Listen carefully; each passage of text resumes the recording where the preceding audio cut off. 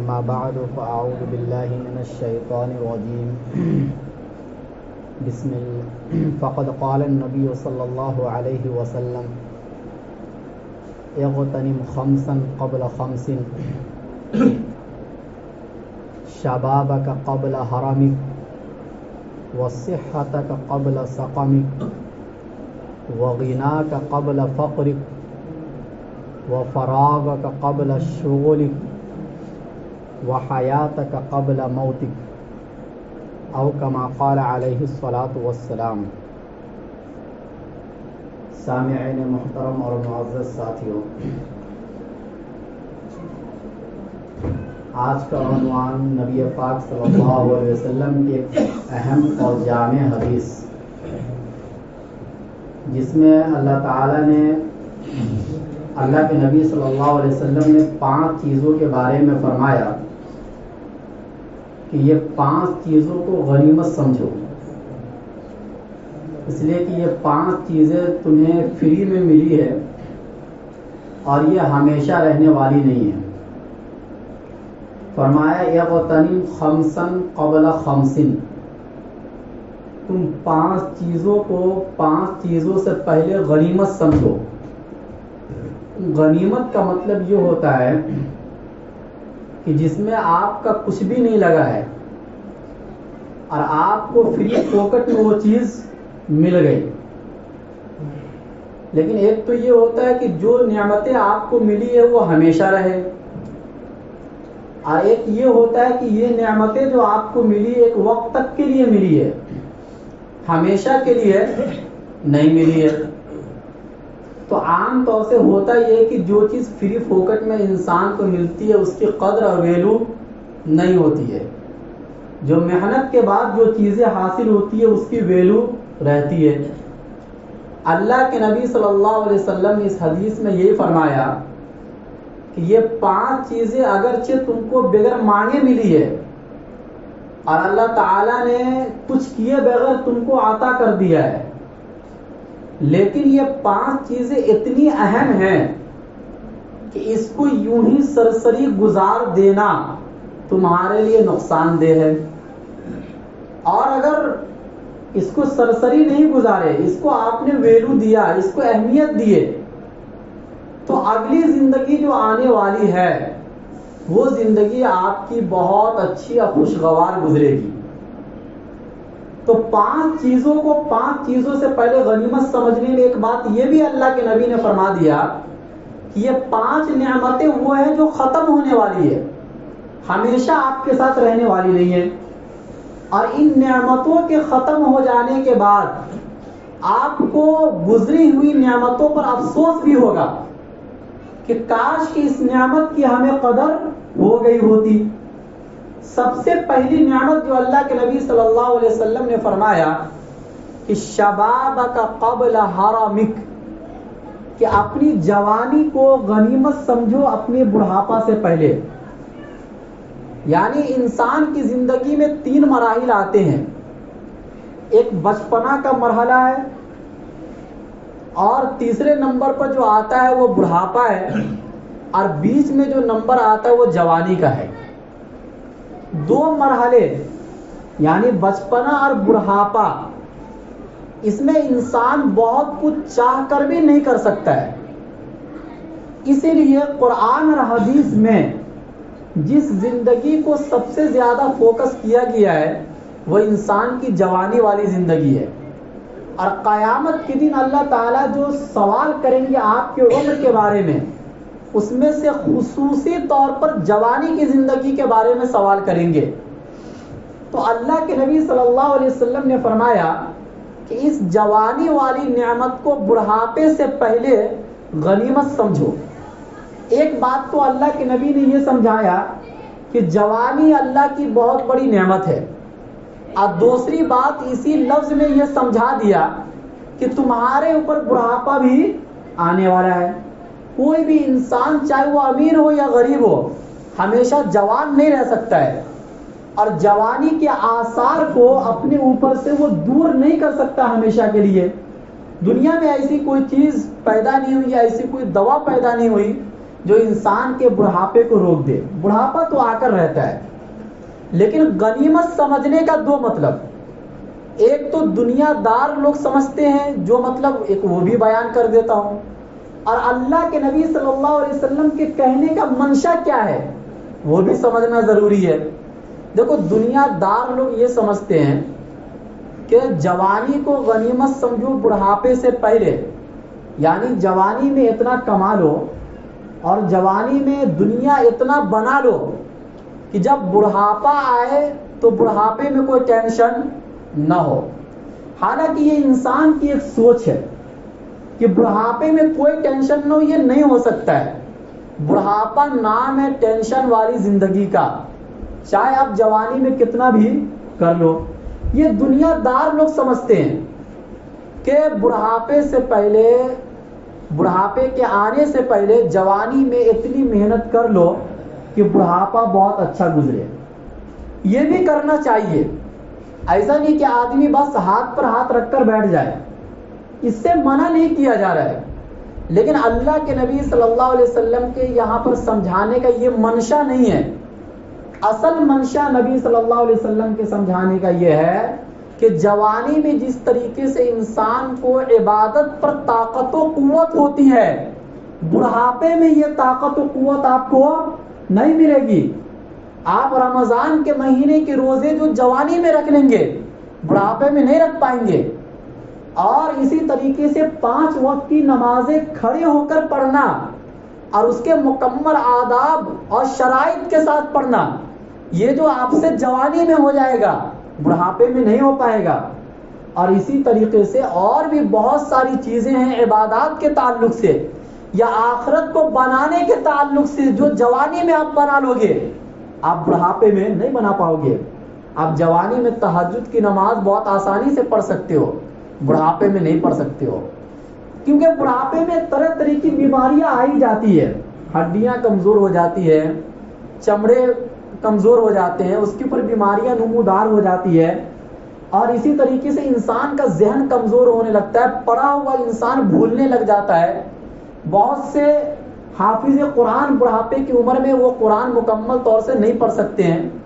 تو اسی لیے کہا گیا کہ اگر قرآن پڑھنے کی دولت بھی اگر آپ کو ملی ہے تو جوانی میں جتنا ختم کر سکتے ہو قرآن کر لو، بڑھاپے میں یہ موقع میسر نہیں آتا ہے.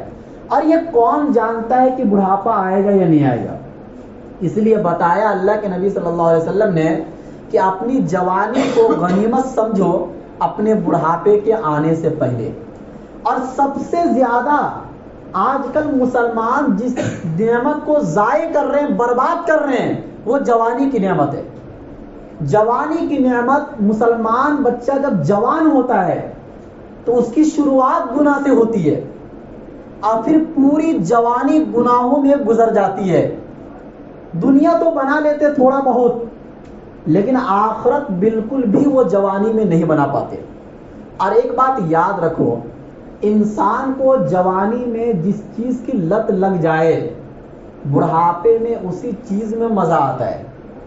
اگر آپ کو لت لگے عبادت کی، ریاضت کی، محنت کی، مشقت کی، قرآن کی تلاوت کی، ذکر و اذکار کی لت لگ جائے، عادت لگ جائے، تو بڑھاپے میں آپ کو انہی چیزوں میں مزہ آئے گا اور یہ چیز کرنے میں آپ کو اچھا بھی لگے گا.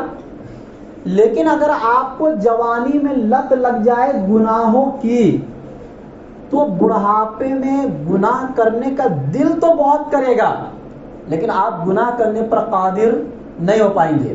اور جب انسان گناہ کرنے پر قادر نہیں ہو پائے گا، جبکہ دل کرے گا، دل مچلے گا، تو انسان پھر ڈپریشن میں جاتا ہے. تو یہ چیزیں ہوتی ہے کہ جوانی کو آپ نے جس چیز کے اوپر ڈھالا ہے، بڑھاپا اسی لیول پر آپ کا گزرنے والا ہے. اسی بنیاد پر جو لوگ اپنی جوانی عبادتوں میں گزارتے ہیں، دیکھو ان کا بڑھاپا کتنا اچھا گزرتا ہے اور بہت اچھے طریقے سے ذکر و اذکار کرتے ہوئے، نماز پڑھتے ہوئے، روزہ رکھتے ہوئے دنیا سے چلے جاتے ہیں، کوئی فرق نہیں پڑتا ہے. لیکن جن کی جوانی گناہوں میں گزرتی ہے ان کا بڑھاپا بہت ہی بیکار، بلکہ جانوروں سے بھی بدتر زندگی اس کی ہو جاتی ہے بڑھاپے کے اندر. اور یہ مثال ایسی ہے کہ جس کے لیے آپ کو مطلب میں بتاؤں نہیں، بلکہ آپ خود محلے میں گھوم کر دیکھ سکتے ہیں. یہ تجربے اور مشاہدے والی بات ہے, یہ کوئی ایسی بات نہیں کہ جو عقل میں نہ آئے. اس لیے اللہ کے نبی صلی اللہ علیہ وسلم نے فرمایا کہ جوانی کو غنیمت سمجھو. جوانی جو اللہ تعالیٰ نے آپ کو دیا ہے یہ فری فوکٹ میں دیا ہے, لیکن یہ فری فوکٹ میں اللہ نے کچھ بنانے کے لیے دیا ہے, بگاڑنے کے لیے نہیں دیا ہے. تو جوانی کو غنیمت سمجھو. دوسری نعمت جو اللہ کے نبی صلی اللہ علیہ وسلم نے فرمایا وہ یہ فرمایا کہ وہ صحتک قبل سقمک, اپنی صحت کو غنیمت سمجھو اپنی بیماری سے پہلے. ایک بات تو اللہ کے نبی نے یہ سمجھا دیا کہ صحت اللہ کی طرف سے بہت بڑی نعمت ہے, اور اس سے بھی بڑی کوئی نعمت نہیں ہو سکتی ہے. کیونکہ جب تک انسان کے پاس صحت نہ ہو, نہ وہ دنیا کے لائن سے آگے بڑھ سکتا ہے اور نہ وہ آخرت کے لائن سے آگے بڑھ سکتا ہے. کیونکہ آخرت کے تعلق سے بھی جتنے کام ہیں وہ سب کے سب صحت سے متعلق ہے. آپ رمضان کے مہینے میں روزہ رکھو گے, نماز پڑھو گے, حج کرو گے, یہ ساری وہ عبادتیں جو صحت سے متعلق ہے. صحت نہیں ہوگا تو انسان نہیں کر پائے گا ان چیزوں کو. اور دنیا میں بھی اگر آپ ترقی کرنا چاہتے ہو, آگے بڑھنا چاہتے ہو, تو اس کے لیے بھی صحت سب سے پہلے ضروری ہے. تو صحت کی نعمت سب سے بڑی نعمت ہے. لیکن اللہ کے نبی نے اس لفظ میں یہ بھی فرما دیا کہ اپنی صحت کو غنیمت سمجھو بیماری سے پہلے, یعنی یہ صحت ہمیشہ رہنے والی نہیں ہے. ایک نہ ایک دن یہ طاقت اور یہ طاقت کا گھمنڈ انسان کو توڑ کے رکھ دے گا. اور دیکھو اچھے خاصے لوگ ہوتے ہیں, چلتے پھرتے لوگ ہوتے ہیں, لیکن تھوڑا سا جب وہ بیمار پڑتے ہیں تو ایسا وہ بستر پر جاتے کہ نہیں لگتا ہے کہ یہ انسان کبھی اپنے زمانے میں طاقتور تھا, کبھی اپنے زمانے میں یہ بہت بڑا تھا. انسان ہر چیز کو بھول جاتا ہے جب اس کو بیماری آتی ہے.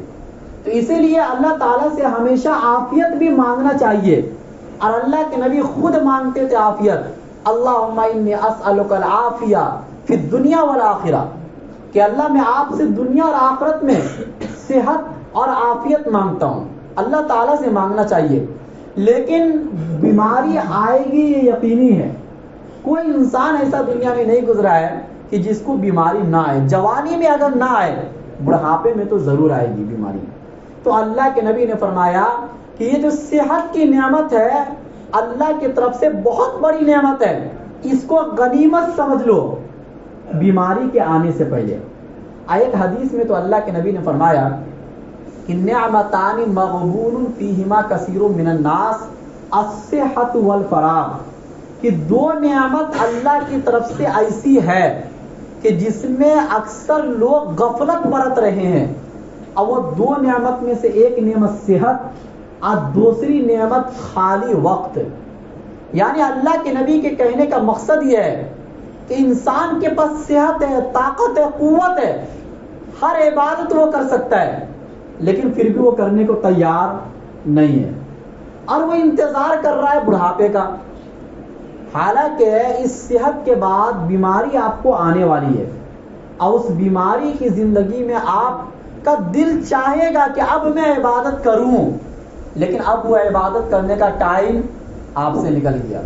اب یہ بھی ہو سکتا ہے کہ اس بیماری میں آپ دنیا سے چلے جاؤ, اور یہ بھی ہو سکتا ہے کہ اس بیماری سے آپ صحت یاب ہو جاؤ. مطلب بیماری کے آنے کے بعد آپ کی زندگی کی کوئی گارنٹی نہیں ہے. اس لیے اللہ کے نبی صلی اللہ علیہ وسلم نے بہت پیار سے امت کو سمجھایا کہ اپنی صحت کو غنیمت سمجھنا اپنی بیماری کے آنے سے پہلے. ہر انسان بیمار پڑتا ہے, اور بیماری بھی دو طریقے کی ہوتی ہے. ایک بیماری تو وہ ہوتی ہے جو اللہ کی طرف سے نعمت ہے, اور یہ مومن بندے پر آتے رہتی ہے اللہ کو یاد کرنے کے لیے, جیسے کہ سر درد ہے, بخار ہے, وغیرہ وغیرہ جو چھوٹی بڑی بیماری ہے. لیکن کچھ بیماری آج کل وہ ہے جو اللہ کی طرف سے حقیقت میں عذاب ہے, جو ہمارے گناہوں کی نحوست ہے. اس میں سے بہت سی بیماریوں میں سے کینسر ہے, ابھی جیسے کورونا گزرا, یا اس طریقے کی اور بھی بہت ساری بیماریاں جن کا نام لینا بھی مناسب نہیں ہے. یہ سب وہ بیماریاں ہیں جو بے حیائی کے نتیجے میں انسان میں پھیلتی ہے, اور پھر وہ ایسا پھیلتی ہے کہ پھر انسان بس دم توڑ دیتا ہے. تو اللہ کی طرف سے عذاب والی بیماری سے پناہ مانگو کہ ایسی بیماری جب آتی ہے تو اس کا کوئی علاج نہیں ہوتا ہے. 1000 ڈاکٹر کو بھی دکھلا دو گے علاج وہ نہیں بتا پائے گا. اس کا علاج بس یہی ہے کہ آپ گناہوں سے توبہ کرو. تو اگر اللہ چاہیں گے تو بیماری کو دور کر دیں گے, نہیں چاہیں گے تو آپ اسی بیماری میں دنیا سے چلے جاؤ گے.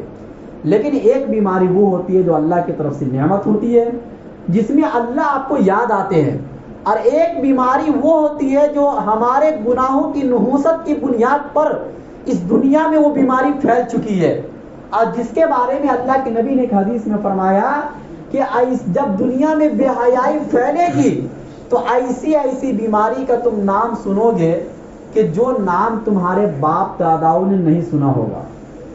تو ایسی بیماری آج کے زمانے میں موجود ہے. تیسری نعمت جو اللہ کے نبی صلی اللہ علیہ وسلم نے فرمایا, وَغِنَاكَ قَبْلَ فَقْرِكَ, اپنی مالداری کو اپنی غریبی سے پہلے غنیمت سمجھو. ہر انسان اپنی زندگی میں ایک وقت میں مالدار بھی ہوتا ہے اور ایک وقت میں غریب بھی ہوتا ہے.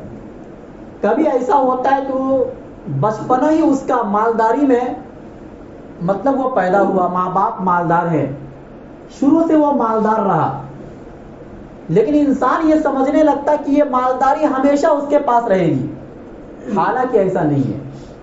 کبھی ایک انسان ایسا ہوتا ہے کہ جو غریب ہوتا ہے, اب وہ مایوس ہو جاتا ہے کہ بھائی میں ہمیشہ غریب رہوں گا, حالانکہ یہ بھی ایسا نہیں ہے. دنیا میں ہر انسان کے پاس ایک وقت میں مالداری بھی آتی ہے اور ایک وقت میں غریبی بھی آتی ہے. یہ دونوں صورتحال سے انسان گزرتا ہے. یہ الگ بات ہے کہ ہر ایک کی مالداری, ہر ایک کی غریبی الگ الگ حیثیت سے ہوتی ہے. کوئی کسی بہت زیادہ مالدار ہو جاتا ہے, کوئی تھوڑا مالدار ہوتا ہے, لیکن مالدار ضرور ہوتا ہے. اللہ کے نبی نے فرمایا کہ جب اللہ کی طرف سے مالداری والی نعمت آپ کو ملے تو اس نعمت کو غنیمت سمجھنا اپنی غریبی سے پہلے. ایک مطلب تو جو دنیا دار لیتے ہیں کہ بھائی جوانی میں یا جب مالداری آئے تو اتنا بینک بیلنس کر لو کہ غریبی جب آئے تو اس وقت کوئی ٹینشن ہمیں نہ ہو, پیسہ جمع رہے. اور ایک وہ ہے جو اللہ کے نبی سمجھانا چاہ رہے اس حدیث کے اندر کہ جب اللہ کی طرف سے بہت مال آپ کو ملے, آپ مالدار ہو جاؤ, یعنی صاحب نصاب ہو جاؤ. شریعت کی نظر میں مالدار اس کو کہا جاتا ہے جو صاحب نصاب ہو جائے, تو زکوٰۃ صدقات تھوڑا بہت کر لینا. ایسا نہ ہو کہ یہ سوچ کر کہ بھائی آگے چل کر کریں گے ہوتے ہوتے یہ مال ختم ہو جائے, غریبی آ جائے, اب پھر آپ سوچو کہ میں صدقات کروں گا, زکوٰۃ ادا کروں گا, غریبوں کی مدد کروں گا, اب پھر یہ موقع آپ کے ہاتھ سے نکل جائے. اور یہ ہوتا ہے انسان کی زندگی میں. وہ سوچتا ہے تھوڑا اور مرحلہ گزر جائے, کچھ اور تیاری کر لوں, گھر بنا لوں, گھر بھی بن جاتا ہے, گاڑی خرید لوں, بچے کی شادی کرنا یہ بھی ہو جائے. مطلب ضرورت تو انسان کی کبھی بھی ختم ہونے والی نہیں ہے. موت تک بھی ضرورت انسان کی ختم نہیں ہوتی ہے. بھائی بیٹی کی تیاری کے بعد پوتوں کی تیاری ہوتی ہے, پر پوتوں کی تیاری ہوتی ہے, تو ضرورت تو کبھی بھی ختم ہونے والی نہیں ہے. بس سمجھدار انسان وہ ہے کہ جو اس مالداری کو غنیمت سمجھ لے, اس معنی کر کے کہ وہ اللہ کے راستے میں کچھ خرچ کر لے. جیسے مسجد کا معاملہ ہے کہ ہر ہفتے اعلان ہو رہا ہے کہ عمارت تعمیر ہوئی ہے, مسجد آپ کے سامنے, آپ اوپر کا حصہ جا کر دیکھ سکتے ہو کتنے پیسے خرچ ہو گئے, اور قرض لے کر سارا کام ہوا ہے.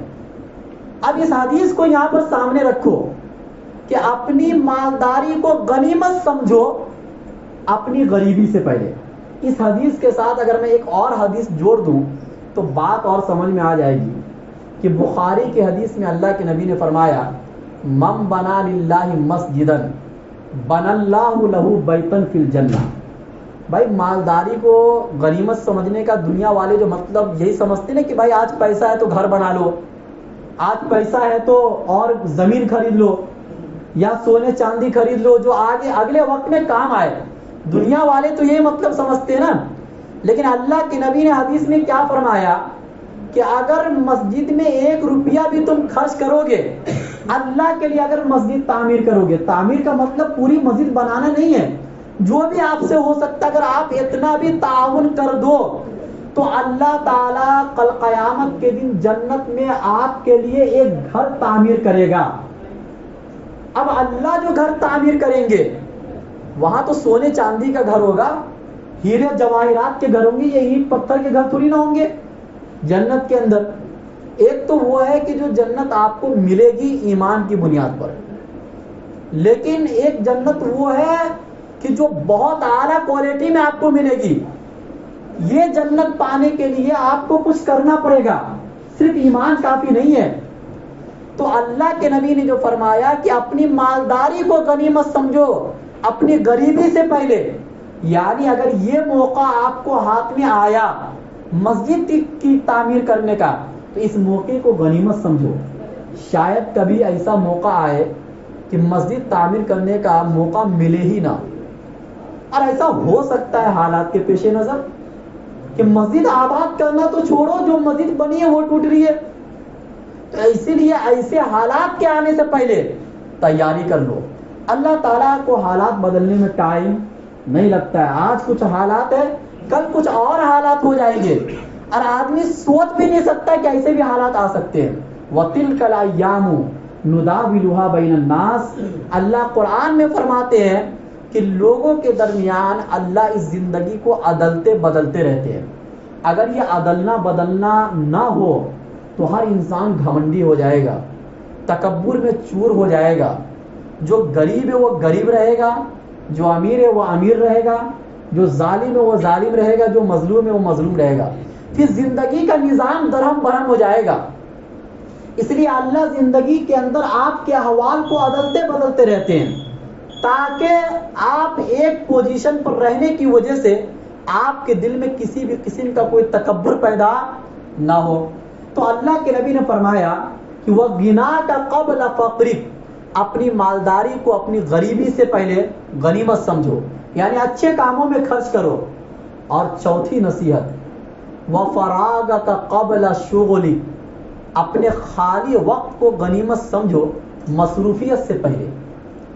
آپ کے پاس خالی وقت ہے، آج کل کیا ہو رہا ہے، لوگوں میں عبادت کر سکتے ہیں، خالی وقت مل رہا ہے، اب پھر بھی جان بوجھ کر لوگ نہیں کرتے ہیں۔ آپ کو خالی وقت ملا ہے، سبحان اللہ بول سکتے ہو، الحمدللہ بول سکتے ہو، اور کوئی مشکل کام نہیں ہے یہ، اس کے باوجود بھی انسان نہیں کرتا ہے۔ تو یہ جو خالی وقت آپ کو ملا ہے یہ اللہ کی طرف سے بہت بڑی نعمت ہے۔ خالی وقت کو کبھی بھی بیکار کاموں میں ضائع مت کرو۔ علامہ ابن حجر رحمۃ اللہ علیہ اپنے وقت کے بہت بڑے محدث گزرے ہیں، کتاب کی دنیا کے بہت بڑے مصنف ہیں وہ، اور حدیث میں بہت بڑے امام مانے جاتے ہیں۔ انہوں نے بہت ساری کتابیں لکھی ہیں۔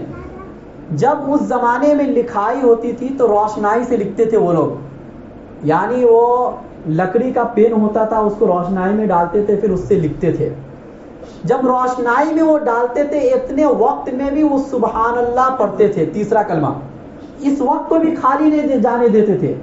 اور علامہ ابن تیمیہ رحمۃ اللہ علیہ بہت بڑے علامہ گزرے اپنے زمانے کے، جب وہ قضائے حاجت کے لیے جاتے تھے تو اپنے ایک شاگرد کو باہر بیٹھا دیتے تھے کتاب پڑھنے کے لیے کہ تم زور زور سے کتاب پڑھو تاکہ قضائے حاجت میں بیٹھنے کا وقت بھی خالی نہ جائے، اور تمہاری بات جو میرے کانوں سے ٹکرائے گی یہ علم میں حاصل کر لوں۔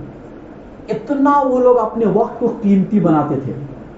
آج مسلمان سب سے زیادہ اپنے ٹائم کو برباد کرتا ہے، 1 بجے رات تک جاگ رہے ہیں، 2 بجے رات تک جاگ رہے ہیں، ماں باپ کو کوئی فکر نہیں، بچیاں موبائل چلا رہے ہیں، کس سے باتیں کر رہے ہیں، کوئی فکر نہیں ہے، اپنے وقت کو فضول کاموں میں لگائے ہوئے ہیں۔